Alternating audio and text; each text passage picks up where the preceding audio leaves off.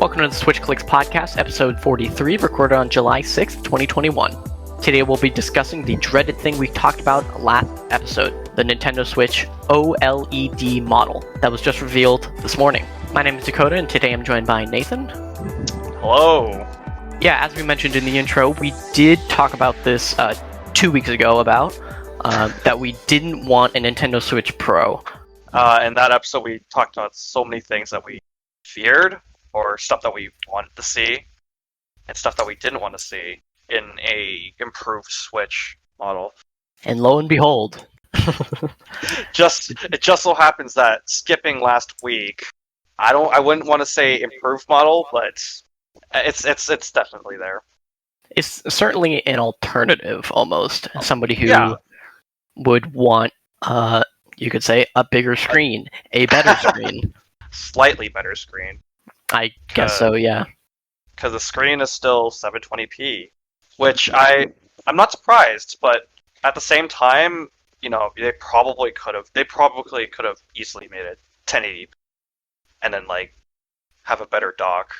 Yeah, so the Nintendo Switch OLED model, that's what they're calling it. It's a horrible name, but it's a horrible name, yeah. I guess they couldn't do anything else because they didn't want to add anything complicated. They announced it this morning, and it includes a new OLED screen, and the screen is actually bigger. They got rid of the bevels on the edges from the old Switch. It still docks. It has the same resolution. Resolution. There we go. That's the word. And it still has the same internal hardware. That means it's no more powerful. It doesn't run faster. Still using the NVIDIA Tegra X1 chip, I guess. Yeah, it's a custom one. They never really specify. Yeah. Luckily, they did expand storage, internal storage. They did expand storage. Yeah. Yeah, by From only 24? a small 32 to 64. Well, okay. Well, that's still double. It's something. It's something, but you know, there's some games that just are not that forgiving. Yeah, I think the problem with the Switch was even the OS took up a decent amount of space, so it really was only 24 gigs. Yeah, it was not nice at all. Yeah. There was one big thing that they did with this model, and it was give us a better kickstand. Yeah. Literally one that actually works properly, rather than it'll balance. Oh, I remember back in the days of 2017. There was that one video where the guy literally knocked over the Switch with the crappy kickstand. Yeah, the fact that I had to call Nintendo about 3 times about my kickstand not staying into its place, the kickstand would just kind of pop out of place a few times. Yeah, and they had ship me 4 different ones. Wow. And I just got fed up and then bought one of those metal ones, and that is actually pretty good. I just stopped using my kickstand. I just used the stand that comes with the Wii U, and that worked out pretty well for me. Oh yeah, I also carried that around for a while. I have it right next to me in my drawer here. Same. One big thing they did add with the dock here for the OLED Switch was the Ethernet adapter. Rather than having a USB in the back, we get to plug in a LAN cable for wired internet instead of having to go out and buy a $40 USB adapter, which honestly was a stupid idea to begin with. Wait a minute. So they replaced the USB in there? Yeah, so you know that USB in the back of it's right between the HDMI and the charger port. Yeah, they replaced that one with Ethernet. Okay, if you want to be a big gamer and play your Smash. And reduce the number of USB devices. Sure. I guess there is one in the front, right? Yeah, there's 2 on the side. That's it. There's just one less USB. And it makes sense in design choice-wise. Yeah. But the dock itself, though, it's we got a new design. It's white. It's a little round. It's a little more round. I wouldn't say that much. If you look at the website, it says that it's slightly lighter. It's a little skinnier, but it's slightly longer. It has barely any difference to the original dock. Looks more like a Switch toaster. logo. Yeah, and the Switch logo is smaller for some apparent reason.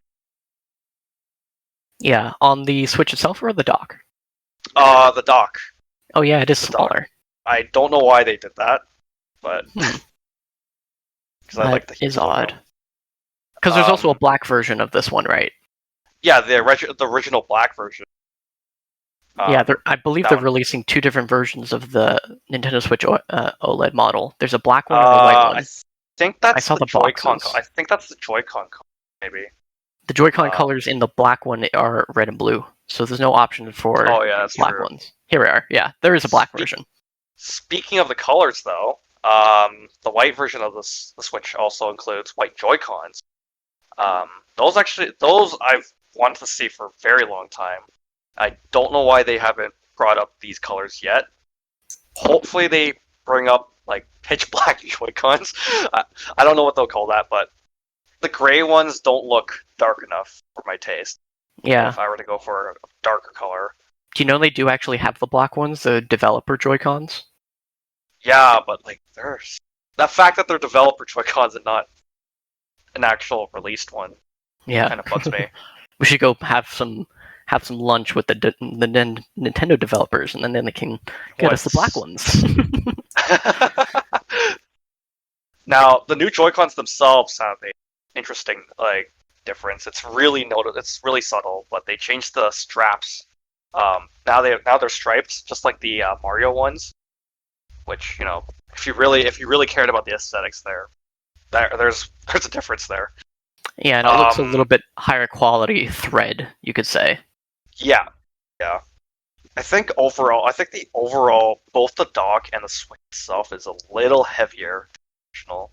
I gotta look up at weight, but yeah, it's slightly heavier. Like it's probably not noticeable at all. Yeah, and until it does release, probably 2 weeks before the thing releases, we're going to have those sneak peeks from IGN or whatever, and they'll do all those Yeah. testing for us. Yep. All those. Yeah. There's a Now little there bit of is. there's an interesting design choice on the kickstand that I noticed, where when you Yep. kick open the kickstand, the logo is actually on the kickstand and not the console Oh, itself. that's really nice. But when you're holding it, on its own and the kickstand isn't up, Yeah. the logo is really low. It's like awkwardly low. Yeah. I guess you could say they had to make that sacrifice. But Yeah, I don't mind as long as the kickstand works better. that's true. Yeah. And then they also have Yeah. the better audio, right? Which, who's going to use that? Which I mean, like, who's gonna use that if you have headphones or play on the like? I didn't have any problem with the original model. Like, I maybe had a more tunneled sound, but other than that, it still sounded good. You do kind of want it directed towards whoever's playing the game and not everywhere Yeah. else, just for Yeah. privacy reasons. But Yeah. Um. Yeah. I guess there wasn't that many. There's not that much of a difference. Look at it. For one thing, it has the exact same battery life as 2019 version of the Switch. I think that said 5 to 9 hours. yes, Yeah, so 5 to 9 hours, and the OLED Switch did not change the battery at all. Literally everything inside is basically the same. I would have to assume that an OLED display needs some more power, so I'm going to assume that the battery inside is probably better, but just the Maybe. fact that it is an OLED screen just kind of cancels that out. Yeah, I basically perfectly canceled that out. And for anybody that doesn't know, OLED basically means like richer colors, blacker blacks, whiter whites. Yeah. And because there's no bezels, if there were to be bezels on an OLED screen, you would barely be able to see the difference between the black of the screen and the black of the bevel, because it's like rich black or real black, whatever they call it. But because it doesn't have any bezels, if you were to buy the white version of the Switch, you'll probably see the difference. Oh wait. Yeah, Maybe you'll that's see the the difference reason why between. Yeah, you'll see the difference between the white on your tablet and the white of the Joy-Cons because they're probably not perfectly white. Yeah. Yeah, Maybe that's the reason why they waited. Nice. If you think about it, that's probably the reason why they waited with white. They waited this long to give out white Joy-Cons.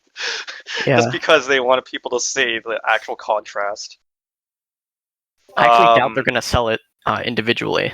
I personally think white controllers in general are a little bit weird. Like I've been playing on my PS5. That's a white controller, and There's the Wii. it's getting dirt on it. Like I Yeah, think over I don't time, depending on the plastic, it's gonna turn yellow, right? Yeah, exactly. I don't really trust the white color on it. Like, you never know how bad the controller can get. Like, Yeah. the Wii remotes, for example, those get beaten up by your sweat from Wii Sports. Yeah, like all of my plastic like little accessories are just yellow now. Yeah, and then like if you scratch them, there's like always these gray like you'll actually notice the scratches on there. Yeah, I think It'd be like on a gray on a white controller, it's a little bit easier to hide like the tiny scratches. And again, on the black controllers, those are really noticeable. Yeah, but I don't know. Well, we'll see how well it is. It surprised me though. People were kind of disappointed that these weren't different Joy-Cons, like as in improved ones. Like, I think it just makes sense. What were they expecting? Like new console does not mean a new console version does not mean better controllers. It's new console version. Now, I think the only thing that I would have expected from new Joy-Cons were like a better D-pad, but I think the buttons I actually prefer them. Yeah, the buttons were actually great for some games. I think a lot of the platformers I played, Celeste and Shovel Knight, for example, those were a lot more playable with buttons rather than the pad on the Pro controller. Yeah, and again, if one person had a D-pad, because when you split the Joy-Cons, one person's gonna have a D-pad and one person's gonna have buttons. That doesn't make any sense. That's gonna be a nightmare to use. Yeah. Now, I think we did mention last time how this would be something that wouldn't have, like, we don't want to see games like the 3D and the new 3DS in the sense that they're exclusive or they're locked behind a hardware barrier. I'm very glad that Nintendo did not take that route, because that way, like, you actually get to choose between the consoles rather than going for the most powerful. Were all your Pokemon cards stolen on the primary school playground?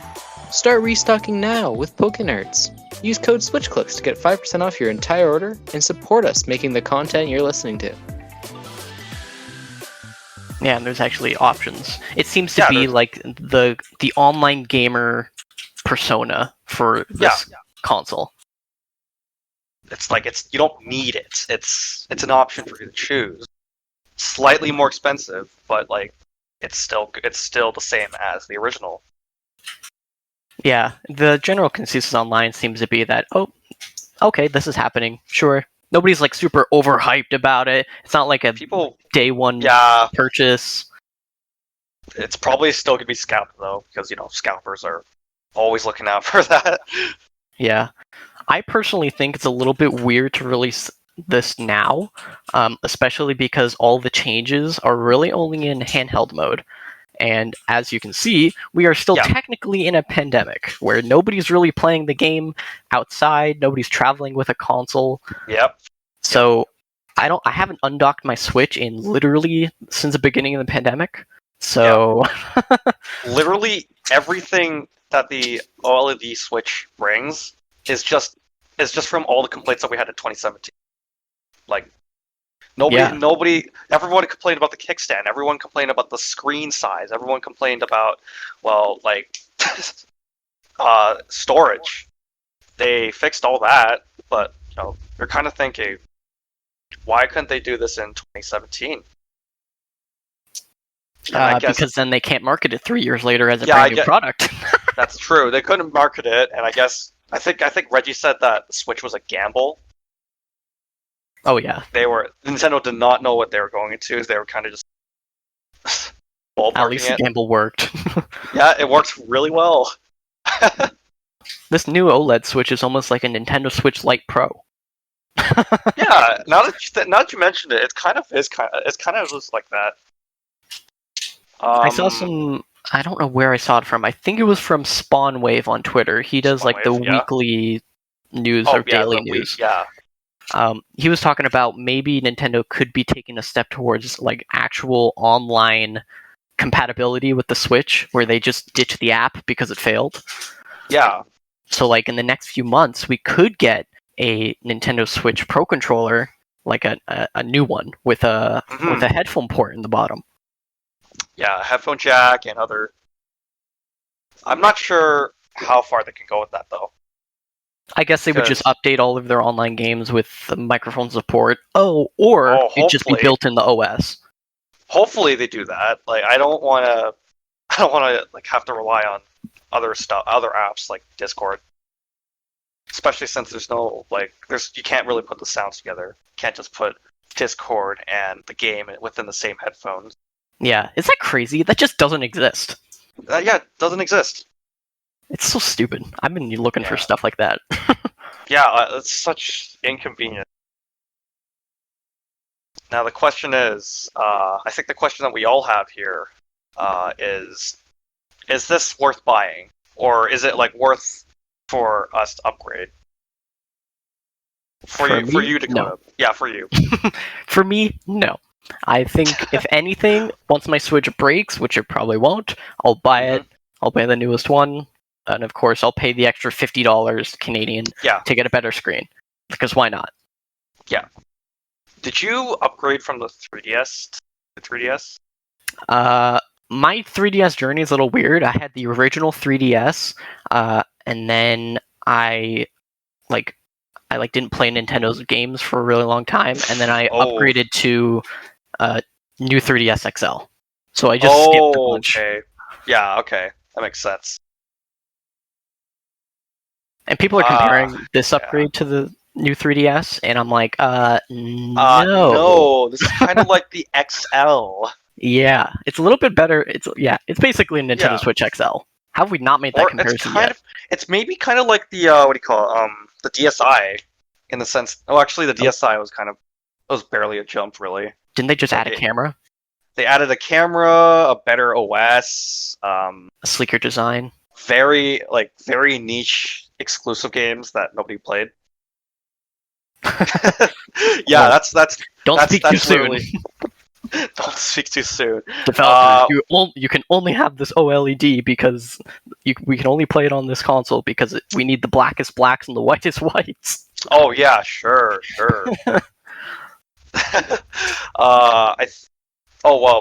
I guess there is one reason why you shouldn't buy a OLED Switch, because you can't play Nintendo Labo, or at least some of the games.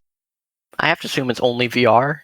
Yeah, it's probably only VR, and the developers are probably lazy and making it small, making the screen actually smaller. Dude, smaller. Apple's been doing this since the iPad's generation. They literally have a button on the bottom right to make the screen bigger or smaller. Exactly. In your game. Yeah. Unless they actually want to abandon Labo, which they already did. Yeah. Tragically. Now, for my reason, actually, I'm going to say that this is also not worth buying, because for one thing, I already have the kickstand situation solved. I use the Wii U stand, so I don't need to, get a better kickstand. I don't really notice much of a difference between OLED and LCD. I do, but I don't really care much about it because the games still look gorgeous on the LCD, like Breath of the Wild, for example. I already have my hardware, my storage situation solved because I have a big micro SD, and I don't think that I need any more Joy-Cons. Yeah. For that matter, and I don't have any good place to use a LAN cable. I'd have to go into the living room, but I don't really play any games there anymore because it's inconvenient. Yeah. So I just play in my room or play downstairs in the basement. Yeah, my Wi-Fi router is one room away, and there's a window between the two rooms that I could stick it through, but that's a pretty long line just to get a little bit better Wi-Fi. But I'm going to guess that about 90% of people using the Switch are not on wired. Yeah, exactly. Probably more than 90. Well, maybe like okay, just subtract like maybe a portion of the Smash community. Yeah. maybe Even maybe a bit of Splatoon, but I doubt I'm doubtful. Yeah, this might be better in the long run when Nintendo can do more tournament style things, and then they will probably cheap out and buy the newest, or like they'll use the newest ones to have the hardware built in. That's assuming they don't abandon a bunch of their games, which they already did. True. I Like wonder if if they the old Switch is compatible with the OLED dock, oh because then maybe maybe you it can just buy is the dock on its own, and then you get the maybe thing. it yeah maybe just get like a special design and that's it could be like I don't think there's much of a difference, but I guess they won't want to sell it separately for a while. Yeah, again, like with the original dock, it'll probably be like 6 months. Yeah, they'll be like, oh, just buy the USB adapter and you'll be fine. Which honestly, like, it's a little expensive for what it's worth now. Because How with much is it? 50 extra, it's $40 Canadian on Amazon. Yikes. Yeah, for a licensed one. I think it's from Hori. Or you can buy a non-licensed one for 20 or something. I don't even trust those. Like, you never know. You never know what can happen.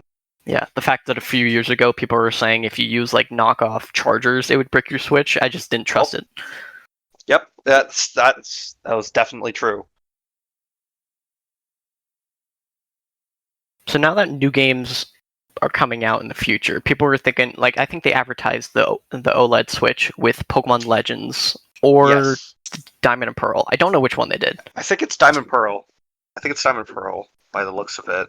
Like number one, yeah, they just threw it in there for advertising space, but people were thinking, oh, maybe it does have better hardware.